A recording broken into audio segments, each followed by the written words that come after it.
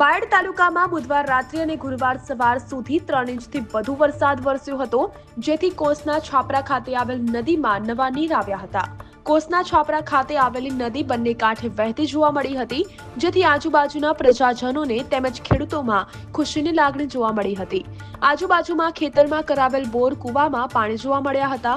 ઉપરવાસમાં વધારે વરસાદ પડતા વાત્રક ખાતે આવેલી નદીમાં નવા નીર જોવા મળ્યા હતા. તેમજ વાત્રક નદી બંને કાંઠે વહેતી જોવા મળી હતી. તેમજ નદીમાં નવા નીર આવતા દેસાઈપુરા, માધવકંપા, ડેમાઈ તેમજ આજુબાજુના ગામોમાં વરસાદના કારણે નદીમાં નવા નીર જોવા મળ્યા હતા, જેથી ખેડૂતોના ચહેરા ઉપર ખુશી જોવા મળી હતી. બાયડ તાલુકામાં બુધવાર રાત્રે અને ગુરુવાર સવાર સુધી 3 ઇંચથી વધુ વરસાદ વરસ્યો હતો, જેથી કોસના છાપરા ખાતે આવેલ નદીમાં નવા નીર આવ્યા હતા.